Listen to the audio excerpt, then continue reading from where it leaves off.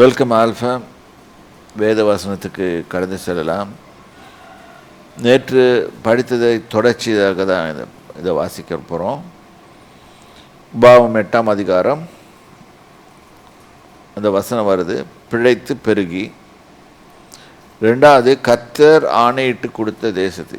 இப்போ இந்த 3 செய்கைகள் வருது: பிழைக்கணும், பெருகணும், உங்கள் பிதாக்களுக்கு ஆணையிட்ட கொடுத்த தேசம். There is promises, whatever promises God has given us, அதுக்குள்ளே நம்ம ப்ராமிஸ்குள்ளே பிரவேசிக்கணும். அப்புறம் அந்த ப்ராமிஸை பிரவேசிக்கிறது மாத்திரமல்ல, அதை சுதந்திரமாக்கி கொள்ளணும். 4 கமாண்டர்ஸ் இருக்குது இதுக்குள்ளே. இன்று நான் விதிக்கிற இது செய்யணும்னா ஃபஸ்ட்டு நான் சொல்கிறத செய்யின்றார். நான் அவர் சொல்கிறத சொல்கிறதுக்கு அவர் யாருன்னு ஃபஸ்ட்டு புரிஞ்சுக்கணும். இதை நம்ம வாசித்தோம், எரேமியாவில் வாசித்தோம். இந்த கர்த்தர் ஒரு சில சஜஷன்ஸ் கொடுக்குறார் மனுஷனுக்கு. எரேமியா 9:23-24. ஞானி தன் ஞானத்தை குறித்து மேன்மை பாராட்ட வேண்டாம், பராக்கிரமன் தன் பராக்கிரமத்தை குறித்து மேன்மை பாராட்ட வேண்டாம், ஐஸ்வர்யவான் தன் ஐஸ்வர்யத்தை குறித்து மேன்மை பாராட்ட வேண்டாம். 3 காரியங்கள் கர்த்தர் சொல்றாரு. ஞானத்தை குறித்து மேன்மை பாராட்டாதே. அடுத்தது, பராக்கிரமத்தை குறித்து உனக்கு கர்த்தர் கொடுப்பாரு எல்லாத்தையும், அதை குறித்து மேன்மை பாராட்டாதே. 3வது, ஐஸ்வர்யம். ஆக்சுவலாக நீதிமொழிகள் எடுத்து படித்து பார்த்திங்கன்னா, ஒருத்தனுக்கு ஐஸ்வர்யம் பெருகுனா ஃப்ரெண்ட்ஷிப்பும் பெருகும், ஐஸ்வர்யம் போயிடுச்சுன்னா ஃப்ரெண்ட்ஷிப்பும் போயிடும். இப்போ இதை புரிஞ்சிக்கிறது ஒரு ஞானம். அப்போ உன்னோட உண்மையான ஃப்ரெண்ட்ஷிப்பை அறியறதுக்கு நீ பணம் ஒண்டி பத்தாது. நீ தாழ்மையான நிலையில் இருக்கும்போது உன்னை தாங்குகிறவன் தான் உண்மையான ஃப்ரெண்டு. நீ கஷ்டப்பட்டு, அதாவது நீ உன்னை எல்லாமே உன்னை உலகமே வெறுக்கும்போது, ஆனால் உனக்குன்னு சில பேர் அட்வைஸ் பண்ணி வச்சு கர்த்தர் கொடுப்பாரு. அவர்கள் பேச்சு கேளு, அவங்களோட ஒன்றா இணைஞ்சிக்கோ. நீ உயர்ந்து இருக்கும்போது உன்னை நிறைய பேர் சுற்றுவாங்க, அவங்க பேச்சு கேட்காது. ஏனென்றால் அவர்கள் உங்ககிட்ட இருக்கிறத பார்க்குறாங்க, உன்னை பார்க்கல. கர்த்தர் உன்னை பார்க்குறாரு. அதனால்தான் நம்மளுக்கு அது சொல்கிறாரு, இதெல்லாம் விட்டுடு. மேன்மை பாராட்டவுடன் எதை குறித்து மேன்மை பாராட்டணும்னா, ஒரு காரியம் எனக்கு பெருமையாக இருக்குது அப்படின்னு நினச்சான்னா சொல்லணுன்னா, எதை வச்சு சொல்லணுன்னா, பூமியிலே கிருபையும் நியாயத்தையும் நீதியும் செய்கிற கர்த்தர் கர்த்தர் தான் என்று என்னை அறிந்து உணர்ந்திருக்கிறதை குறித்தே மேன்மை. அறியணும், அறியறது வேற, உணரணும் உள்ளுக்குள்ள. we should understand. அப்போ தான் இது படிக்கும்போது நம்மளுக்கு மோசே ஞாபகம் வருது. 34ஆவது அதிகாரம் இது யாத்ரா 34. அப்போ படிக்கிறோம், அங்க இடத்துல கர்த்தர் தன்னை இன்ட்ரடியூஸ் பண்ணும்போது he talks about his character. So when God it's introducing himself with this character, நம்மளும் நம்மளை குறித்து மற்றவங்களுக்கு இன்ட்ரடியூஸ் பண்ணுறது நம்ம கேரக்டரை வச்சு தான் பண்ண முடியும். இது பேர் தெரியாது. நம்ம ஒருத்தருக்கு ஒருத்தர் இன்ட்ரடியூஸ் பண்ணுறோன்னா ஒரு பேரை வச்சு சொல்லுவோம். ஏன்னா அப்பா அம்மா வச்ச பேர், I am so and so அப்படின்னு கை கொடுத்துட்டு போயிடுவோம். But what is my character? உண்மையான ஃப்ரெண்ட்ஸு இப்படி தான் பண்ணுவாங்க. See, God called Moses இது இஸ் ஓன் சர்வெண்ட் அண்ட் அவர் உண்மையும் உத்தமான ஆள் கிடையாதுன்னு சொல்லி அவரே சர்டிஃபை பண்ணுறாரு. அவர்கிட்ட தன்னை இன்ட்ரடியூஸ் பண்ணும்போது தன்னோட கேரக்டரை சொல்கிறாரு, இதுதான் என் கேரக்டர் மோசஸ், இதுக்கேற்ற மாதிரி நீ வந்துரு, நானும் ஒன்றா போகலாம், and I will be with you. அதாவது he is telling, when Moses was asking about his presence, God's presence, உங்களுடைய ப்ரெசன்ஸ் இல்லைன்னா நான் போக மாட்டேன்றான் சொல்கிறாரு. இப்போ அந்த ப்ரெசன்ஸ் வேணும்னு சொன்னால் first you know about me. அப்போ இதுலேருந்து என்ன பாடம் கற்றுக்குறோம், நம்ம தேவனை பற்றி அறியணும்னு சொன்னால் அவருடைய ப்ரெசன்ஸ் இந்த இடத்துல வேணும்னா அவரை பற்றி நான் முழுமையாக அறிந்திருக்க வேண்டும். அவர் யார், என்ன பண்ணார், என்ன பண்ணக்கூடியவர், அப்போ அவர் எவ்வளோ சர்வ வல்லமை உள்ளவர், அவரை பற்றி நான் அறிந்து உணர்ந்திருக்கிறேன். அதனால நான் அவர் மேலே விசுவாசம் வைக்கிறேன். அவர் எனக்காக யாவையும் செய்து முடிப்பார். சும்மா வசனத்தை படிக்கிறதுல ஒரு பிரயோஜனம் கிடையாது. என்னுடைய நான் ஃபீல் பண்ணணும். நான் இது வந்து கர்த்தரை அறிந்து உணர்ந்திருக்கிறேன், அதனால நான் மேன்மை பாராட்டுறேன். எனக்கு உலகத்தில் அதுதான் பெஸ்ட் திங். அதான் Jesus came and told one word, seek ye first the kingdom of God and his righteousness. தேவனுடைய ராஜ்யத்தையும் அவருடைய நீதியும் தேடுங்கள், அப்பொழுது இவைகள் எல்லாம் கூட கொடுக்கப்படும். நம்மளுக்கு நம்ம என்ன பண்ணுவோம், கூட தேட தான் போவோம். சரி, ஒரு மனுஷனை பாருங்கள், அவன் என்ன சொல்வான், எனக்கு இதில் கஷ்டம் இருக்குது, எனக்கு பணத்தில் கஷ்டம் இருக்குது, எனக்கு மனசில் கஷ்டம் இருக்குது, குடும்பத்தில் கஷ்டம் இருக்குது, இதெல்லாம் சொல்லுவாங்க. ஆனால் அவங்க சோர்ஸ் என்ன, முதலாவது தேவனுடைய ராஜ்யத்தையும் அவருடைய நீதியும். இதை விட்டுட்டு மிச்சம் எல்லாத்தையும் சொல்லிகிட்டே இருப்பாங்க. Nothing will be solved. ஆனால் தேவனோடு போய் தங்கள் டைமை ஸ்பெண்ட் பண்ண மாட்டாங்க. ஆண்டவர் தனியாக உட்காந்து, ஆண்டவரே நீர் என்னை குறித்து என்ன நினைக்கிறீர், நீர் நான் என்ன செய்யணும்னு விரும்புகிறேன். மோசே வந்து தனியாக தான் கேட்டான். அதை போய் ஆண்டவர்கிட்ட கேட்டான். என்ன கேட்டான், இல்லை இவ்வளோ ரெஸ்பான்சிபிலிட்டி கொடுக்குறீங்க, ஐ நீட் யூ, எனக்கு தெரியாது, but I know one thing, அந்த ஜனங்களை எகிப்திலிருந்து கூட்டிகிட்டு வரும்போது நீங்கள் எதையும் கொடுக்கல, என் கையில் ஒரு குச்சி தான் கொடுத்தீங்க, அந்த குச்சை வச்சு தான் கூட்டிகிட்டு வந்தீங்க, அந்த குச்சை வச்சு தான் இன்னும் ஓட்டிகிட்டு இருக்கிறேன். உமக்கு பெரிய காரியம் எதுவுமே கிடையாது, உம்மால் முடியாதது ஒன்றுமில்லை, இயேசுவால் முடியாதது ஒன்றுமில்லை. இதை புரிஞ்சுக்கணும் ஃபஸ்ட்டு. அப்போ எனக்கு ஒரு சின்ன இது பண்ணால் போதும், ஒரு வார்த்தை மாத்திரம் சொல்லுங்கள். அந்த இவர் சொல்கிறார், இயேசுக்கிட்ட போகும்போது அந்த நூற்றுக்கு அதிபதி சொல்கிறான், ஆண்டவர், ஏன்னா ஹீ நியூ த அத்தாரிட்டி, அதாவது ஆண்டவருக்கு அத்தாரிட்டி இருக்குது, அந்த அத்தாரிட்டியை அவர் பயன்படுத்தினா போதும் அப்படின்னு அவன் நினைக்கிறார். நூற்றுக்கு அதிபதி நினைக்கிறார். அவர் வீட்டுக்குள்ளே வரத்துக்கு தகுதி இல்லை. ஏனென்றால் கடவுள் தன் வீட்டுக்குள்ளே வரும்போது எவ்வளோ க்ளீனாக இருக்கணும். ஆனால் கடவுள் அப்படி நினைக்கிறது இல்லை. அவர் எல்லார் வீட்டுக்குள்ளேயும் வரணும்னு தான் ஆசைப்படுறாரு. ஆனால் அவர் நூற்றுக்கு அதிபதி சொல்கிறாரு, அந்த விசுவாசத்தை வெளிப்படுத்துறார். அத்தாரிட்டி இஸ் தேர் பிகாஸ் நான் வந்து ஒரு அத்தாரிட்டி உள்ள மனுஷன், எனக்கு அத்தாரிட்டியை பற்றி தெரியும், ஒரு வார்த்தை மாத்திரம் சொல்லுங்கள், அப்பொழுது என் வேலைக்காரன் சுத்தமாகும். This is what God wants. This is faith. Nothing but raw faith. இன்னொன்று, அந்த சரபணிக்க ஸ்திரீ, அந்த ஸ்திரீ வந்து இயேசு உட்காந்துருக்காரு, தன்னுடைய மகள் பிசாசினால் வாதிக்கப்பட்டிருக்கிறார், எங்கே போனாலும் விடுதலை கிடையாது, அவள் புறஜாதி. அப்போ அவருக்கு குணமாக்க அப்போ கிட்ட சேர்த்து பழக மாட்டாங்க. ஆனாலும் அவள் வந்து இயேசுக்கிட்ட இயேசுக்கிட்ட கேட்குறா, ஆண்டவர் என் மகளை சுத்தமாக்குங்க. அப்போ ஆண்டவர் என்ன சொல்கிறாரு, பிள்ளைகளின் அப்பத்தை எடுத்து நாய்க்கு போடக்கூடாது, நாய்க்குட்டிகளுக்கு போகக்கூடாது. அப்போ அவளுக்கு, அதாவது தட் இஸ் பிள்ளைகளின் அப்பம்னு சொன்னால் இந்த வேதம் அவர்களுக்கு கொடுக்கப்பட்டது. Totality that is Hebrews, that is அவரை தேடுகிறவர்களுக்கு. அவர் தான் உண்மையான ஆவிக்குரிய இஸ்ரவேலன். அவங்களும் ஒன்றும் இல்லை, நம்மளையும் சேர்த்தா இயேசுவை சுதரசராக ஏற்றுக்கொண்டு அவரோட உடன்படிக்கை பண்ண அத்தனை பேரும் ஆவிக்குரிய இஸ்ரவேல். இஸ்ரவேலன்னா நத்திங் பட் என்ன மீனிங் என்னென்னா ஓவர் கமர்ஸ், எதை ஓவர் கம் பண்ணுறவங்க அவங்க. அப்போ அவர் என்ன சொல்கிறாரு, நாய்க்குட்டி அந்த அம்மா என்ன சொல்லுது உடனே, இல்லை நாய்க்குட்டிகள் மேஜையிலேருந்து விழுகிறது தின்னுமே, நாய்ங்களுக்கு எலிஜிபிள் இருக்குது. அந்த காலத்தில் அவங்க அப்படி தான் பண்ணியிருந்தாங்க. God wanted to break the thing. தங்க இதில் இல்லாதவர்களை நாய்கள் என்று பார்த்தார்கள். இன்றைக்கி நம்ம அப்படி பார்க்கக்கூடாது. கர்த்தர் அதுதான் அங்கே வெளிப்படுத்துகிறாரு. எல்லாரும் அதான் நான் எப்பவுமே சொல்கிறேன், கிறிஸ்தவத்தை பரப்பாதீங்க, கிறிஸ்துவ பரப்புங்க.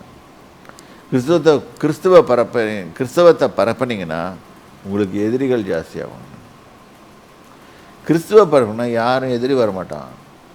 எதிரி வந்தால் கூட அவர் பார்த்துக்குவார். அவர் சொல்லிக் கொடுப்பார், ஐடியா கொடுப்பார் எப்படின்னு.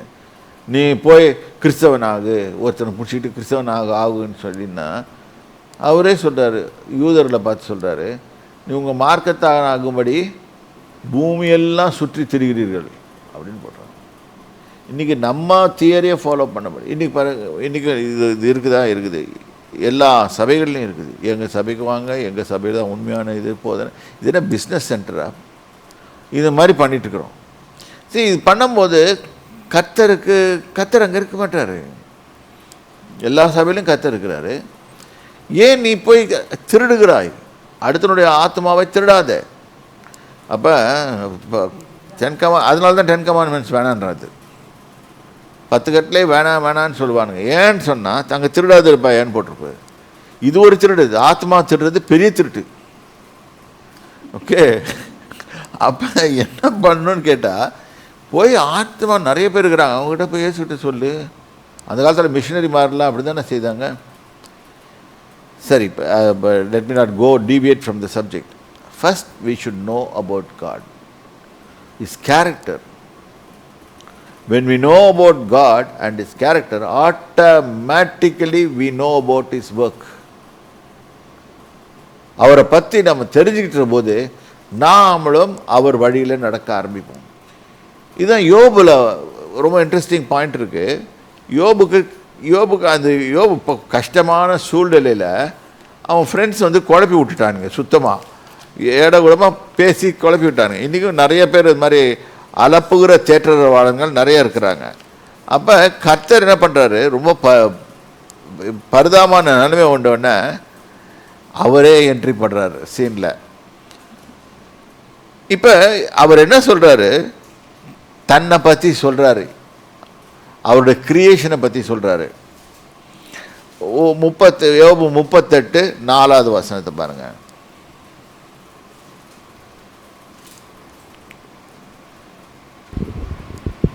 நான் பூமியை அஸ்திபாரப்படுத்துகிற போது நீ எங்கிருந்தாய்? நீ கொஞ்ச நேரம் உட்காந்து படிங்க. பூமியை அவர் எப்படி அஸ்திபாரப்படுத்திருப்பாரு, இது நீங்க புரிஞ்சிக்கணும்னு சொன்னா யாராலே முடியாது. பூமியை எப்படி அஸ்திபாரப்படுத்திருப்பாருங்க, எப்படி அதை உண்டாக்கியிருப்பாரு. நேற்று படித்தேன் ஒரு ஆர்டிக்கல். இலான் மஸ்க் வந்து ஒருத்தர் இதை கண்டுபிடிச்சிட்டாராம். எல்லா சயின்ஸ் லாஸையும் மீறி செயல்படுகிற ஒரு பிளேனை கண்டுபிடிச்சிருக்காராம். அந்த பிளேன் வந்து it travels about 5800 miles per hour. அப்படி கணக்கு போட்டால் அமெரிக்காவிலேருந்து இங்கே 3 மணி நேரத்தில் வந்துடலாம். ஒரு ஹவருக்கு 5800 மைல், நாட் கிலோமீட்டர்ஸ். அப்போ 3 மணி நேரத்தில் வந்துடலாம். அப்போ இப்போ எக்ஸிஸ்டிங் ஃபிசிக்ஸோட லாவை பிரேக் பண்ணியாச்சு. அதுவும் அந்த பிளேன் வந்து வேர்ட்டிக்கலாக தூக்குமா, அப்படியே போகுமா, ஷூட் பண்ணுமா. ஆனால் எப்படி அதை டிசைன் பண்ணுறாங்கன்னு தெரியல. நம்ம அந்த ஸ்பீடில் போகும்போது நம்ம பாடி ஒத்துக்கணும், இல்லாட்டி அந்த இண்டஸ்ட்ரியே படுத்துடும்.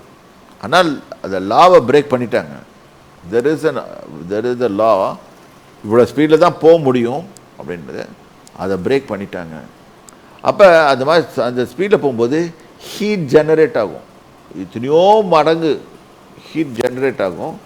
அந்த ஹீட் ஜென்ரேட் ஆகும்போது அது தாங்கணும். ஆனால் பிரேக் த்ரூ பண்ணிட்டாங்க. அதுக்கு இதெல்லாம் காம்பனட்லாம் இதெல்லாம் எங்கே கண்டுபிடிச்சி கொஞ்சம் கொஞ்சமாக வராங்க. அப்போ அவங்க எழுதின ஓன் ஃபிசிக்கல் லாஸை தே ப்ரோக் இட்.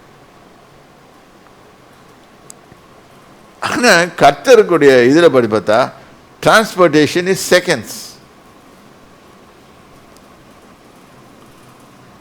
இதில் வந்து அவங்க என்ன சொல்லுவாங்க, அஸ்ட்ரல் ப்ரொஜெக்ஷன் சொல்லுவாங்க. அப்படின்றதுக்குள்ள போயிடலாம். மனசு எப்படி ட்ராவல் பண்ணுதோ அது மாதிரி தான் நம்மளும் ட்ராவல் பண்ணலாம். மனசு ட்ராவல் பண்ணுறது தெரியுமா? இப்போ நம்மளுக்கு மனசு, உங்களுக்கு நிறைய பேருக்கு தெரியாது மனசு எவ்வளோ விதத்தில் ட்ராவல் பண்ணணும். இது உட்காந்து ஒரு நாள் ஆராய்ச்சி பண்ணேன். ஒரு நாள் ஆராய்ச்சி பண்ணியிருந்தேன். இப்போ நான் மேக்ஸிமம் போனது, ரொம்ப டிஸ்டன்ஸ் போனது அமெரிக்காவுக்கு போனேன். இப்போ அமெரிக்காவில் போகிறேன், என் பொண்ணு வீட்டுக்கு போகிறேன், அங்கே உட்காடுறேன். இப்போ அதை நான் மனசில் நினச்சேன்னா 5 நிமிஷம் செய்திருவேன். ஆனால் அன்ஃபார்ச்சுனேட்லி ஆர் ஃபார்ச்சுனேட்லி தெரியாது, we have put in a body. That body has got its own limitations. இப்போ நீங்கள் என்ன பண்ணணும்னு கேட்டிங்கன்னா, we have to go to the book a ticket. அது டிக்கெட்டில் ஏறி நீங்கள் வாங்கி பிளேனில் ஏறி 24 மணி நேரம் ட்ராவல் பண்ணி போகணும். இப்போ அந்த 24 மணி நேரம் தான் இப்போ என்ன ஆயிருக்குது, 3 மணி நேரம் ஆயிருக்கு. வரப்போகுது மேபி இன்னொரு 5-10 வருஷத்தில் வந்துடும். இதெல்லாம் அப்படி தான் ட்ராவல் இருக்கும். You want to go to America, Elon மாஸ்கோட பிளேன் வரும், இங்கே வந்து இறங்கும். நம்ம மெட்ராஸ் ஏர்போர்ட்டில் யோசனை பண்ணி பாருங்கள். Broken physics laws. இப்போ ஃபிசிக்ஸ் லாஸை புதுசாக எழுதுவாங்க. யூ கேன் டூ திஸ்ன்னு. ஆனால் God has already done it. கண்டுபிடி. அதுதான் ஆதியாமத்தில் எழுதப்பட்டிருக்கு, be fruitful, multiply, fill the earth, subdue it and dominate it. இந்த புரிஞ்சுக்கிட்டோம்னா பாருங்க, அதுக்குன்னு இவ்வளோ வருஷத்துக்கு அப்புறம் ஒரு மஸ்குன்னு ஒரு மனுஷன் வந்து அதை லாவை பிரேக் பண்ணுறோம். இது இப்படி தான் நீங்கள் சிந்திக்கணும், ஆராய்ச்சி பண்ணணும். அப்போ அவர் சொல்கிறார், நான் பூமியை அஸ்திபாரப்படுத்துகிற போது எங்கே இருந்தேன். நான் ஒரு சின்ன இது கேட்குறேன். ஊட்டியில் மலை இருக்கிறது, அந்த மலையில் எவ்வளோ மண் இருக்குது, யாராவது ஆராய்ச்சி பண்ணி பார்த்துட்டு இருக்கீங்க? யோசனை பண்ணி பாருங்கள் கொஞ்சம். என்னடா என்னென்னமோ பேசுகிறான்னு நினைக்காதீங்க. இதுதான் நீங்கள் ஆராய்ச்சி பண்ண வேண்டியது. இதை எப்படி உண்டாக்குனாரு கேட்டால் கம்ப்ரெஷன் ஆச்சு. இப்போ பல மில்லியன் வருஷத்துக்கு முன்னால் ஒன்றா சேர்ந்து கம்ப்ரெஷன். நீ இருந்து பார்த்தியா மில்லியன் வருஷத்துக்கு முன்னால் கம்ப்ரெஷன்? சும்மா ஏதோ எழுதி விட்டுருவாங்க. அது நீ அறிவாளியானால் அதை அறி. அப்போ அதை அறியறது அறிவுன்றாரு. பூமி இப்படி தான் ஓடணும், இப்படி தான் சுற்றணும். இது இப்படி சுற்றிச்சுனா தான் கிழக்குலேருந்து சூரியன் ஒழித்து மேற்கு மாதிரில வரும். இது பிளான் பண்ணது அவர், எல்லாத்தையும் செட் பண்ணது அவர், ப்ளூ பிரிண்ட் ஒன்று பண்ணது. இப்போ அவர் பண்ணும்போது பூமியை உண்டாக்குறதுக்கு முன்னாலே விடிய காலத்து நட்சத்திரங்கள், அது போட்டிருக்கு 7வது வசனம், விடிய காலத்து நட்சத்திரங்கள் ஏகமாய் பாடி தேவபுத்திரர்கள் எல்லாம் கெம்பித்தார்கள். அது ஒரு செட்டு குரூப் இருக்குது, தேவபுத்திரர்கள். அவங்கெல்லாம் சந்தோஷப்பட்டு கை தட்டுறாங்க. ஆண்டவரே பூமியை உண்டாக்கினரே ஸ்தோத்திரம், நம்மளை மாதிரி ஒரு ஆளை கொண்டு வந்து அங்கே வைக்க போகிறீங்களே ஸ்தோத்திரம். அவங்களுக்கு தேவபுத்திரருக்கு தே காட் ஸ்பிரிச்சுவல் பாடி, நம்மளை மாதிரி பாடி இல்லை. ஓகே, எல்லாத்தோட ரொம்ப ஒரு ஆச்சரியமான கேள்வி என்ன தெரியுமா? 28வது வசனத்தை பாருங்க. மழைக்கு ஒரு தகப்பன் உண்டோ? யோசனை பண்ணி பாருங்க. மழைக்கு அப்பா யாரு? இதை கேட்குறவன் லூசுமா. இது மழை யாரு கிரியேட் பண்றாங்களோ அவங்க தான் தகப்பன்.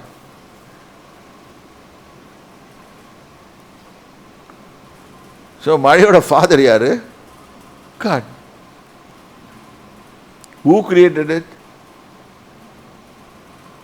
மழை நேச்சுரலாக வரும்போது சந்தோஷமாகுது நம்மளுக்கு. கிளவுட் சீடிங் பண்ணி வரும்போது உடம்பெல்லாம் எரியுது. Anything artificial is. இப்போ இது என்ன பண்ணுறாரு சாமி? கால்குலேட் பண்ணி வச்சுருக்க. இதுதான் அவங்க அஸ்ட்ரானமி வேறு அஸ்ட்ராலஜின்னு கொண்டு வந்துடுறானுங்க. இது பாருங்க 31வது வசனத்தில் வாசிங்க. அருமீன் நட்சத்திரத்தின் சுகித்ர சம்பந்தத்தை நீ சம்பத்தை நீ இணைக்க கூடுமோ? அல்லது அதாவது இட்ஸ் கால்ட் கேலக்சி. உலகத்தில் இப்போதான் கண்டுபிடிச்சிருக்காங்க, எத்தனையோ billion million galaxies are there. இதெல்லாம் உருவாக்குறவர் யார்? அவைகள் பெருகி கொண்டே போகிறது, நீளமாகி கொண்டே போகிறது. இது டிராவல் பண்ணுறதுக்கு எத்தனை வருஷம் டிராவல் பண்ணணும்? நம்மளுக்கு எத்தனை லைட் இயர்ஸ் தேவைப்படும்? ஸோ இதை சம்பத்தை நீ இணைக்க முடியுமா? உன்னால் எதாவது செய்ய முடியுமான்னு கேட்குறாரு. அப்படின்னா என்ன அர்த்தம்? என்னால் செய்ய முடியும், நான் தான்ப்பா செய்தேன் இது எல்லாத்தையும், நீ என்கிட்ட வா, நான் உன் ப்ராப்ளத்தை சால்வ் பண்ணி கொடுக்குறேன்றாரு. புரியுதா உங்களுக்கு? அப்போ ஒரு கேலக்சி, நம்ம இருக்கிறது மில்கி வே கேலக்சி, இங்கேருந்து நம்மளால் ஒன்றும் செய்ய முடியல. அவர் எல்லாத்தையும் பார்த்து அந்த மில்கி வே கேலக்சியில் இருக்கிற ஒரு சின்ன டாட் ஆகிய பூமி என் பாதபடின்றாரு, அதில் இருக்கிற ஒரு காக்காக்கு சாப்பாடு போட்டுட்டு இருக்காரு.